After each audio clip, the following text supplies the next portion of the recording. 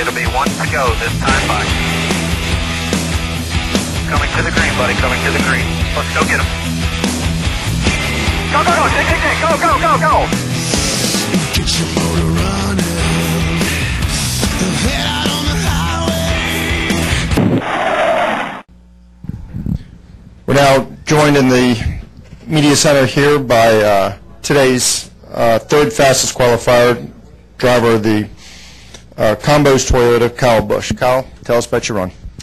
It was a good qualifying effort for us. I felt like I didn't get the most out of the car that we probably could have gotten out of the car today, but for what we had in qualifying practice there, our first run with it was pretty tight, and then our second run with it was pretty loose, so we picked a spot somewhere in between, and we just went a little too far towards the tight side and just didn't have it free enough to where I could get back to the gas when I wanted to get a good drive up off the corner. I felt like Greg probably optimized his car pretty good, and not sure what he said, but to me, he definitely probably had a freer car than we did, and just kind of showed a little bit there on the speed chart, but not much. We'll open up to questions from media. Questions for Kyle. We'll start with Bob. Bob Margolis, Yahoo Sports. Hey, Kyle. How would you compare your confidence from last year at this time to right now? I don't know. I mean, I guess normally I'm always pretty confident in my cars and stuff, and knowing that we've got good stuff. Last year, I'd say that we had good stuff compared to the competition, and this year I'd say we've got great stuff compared to the competition. But the competition's slowly closing in.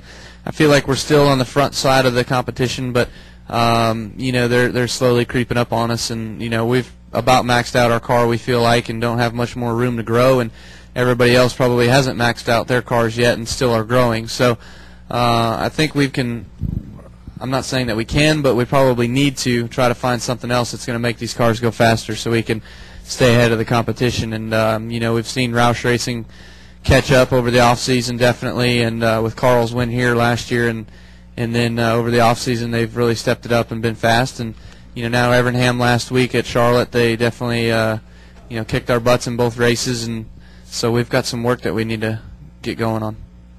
Follow up. Wait for the mic. How about you personally, your confidence? Well, like I said, my confidence is good because last year I felt like my confidence was good too because we had good cars compared to the competition. But this year I guess it's a little bit better because I feel we have great cars compared to the competition. That's where I went on that whole competition thing, is because confidence is all about what you've got going on compared to everybody else. So it's basically your confidence level is based upon how good your car is. It's not based on anything else? Well, I would say so. If you're if you're going out there and being able to run with the competition, then you're going to be pretty confident in your stuff that you can go out there and try to compete for a win. But if you're going out there struggling every week, you're not going to be very confident that you're going to go out there for a win. Additional questions for Kyle? Go here to Josh. Josh Pate with NASCAR.com. Kevin Harvick had he talked a little bit about respecting the garage area and some Jeff Gordon and the things that went on last week. Can you comment on that? Jeff said that you guys talked at Pocono. We did talk at Pocono, and you relate to Harvick, and it's not his fight. He shouldn't be involved in it. But to me and Jeff, I just went up to him trying to get the situation fixed and over with right there on the spot.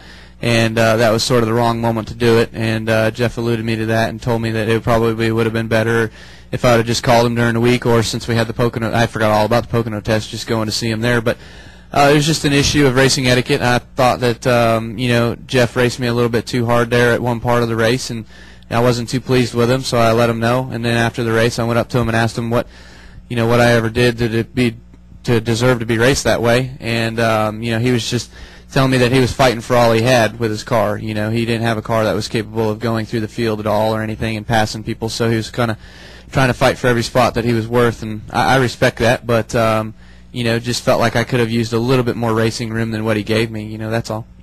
We got, I think, one last one here. Kyle's going to be headed to driver introductions here in a minute. Mike Hembry, NASCAR Scene. Kyle, there's been some debate over the years about what percentage the driver and the car play in the success of a team. Some people have said 50, 60% driver. But you have dropped into this team and apparently shown that the driver may be a bigger percentage of that since you've pretty much turned it around. What's your perspective on the driver, crew, car percentage? Well, you've got to have a good driver to make a good car look good.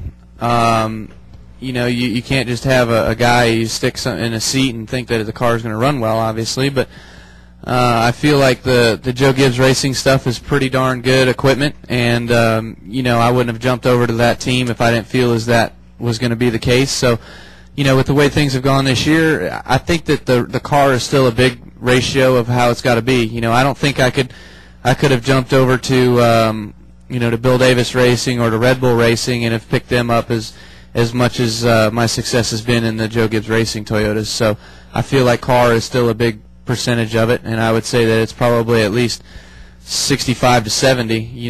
There's some good stuff out there that we've got, and there's some other cars that I don't feel like are as good as ours. Great. Quickly, thoughts on tonight's NASCAR Craftsman Truck Race?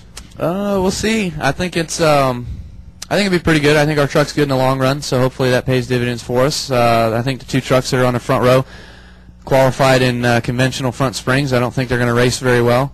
Hopefully that the case will be right for our Mikosuki NOS Energy Drink Toyota, and we can take it to the front and hopefully try to win this thing and work our way back up there in the points.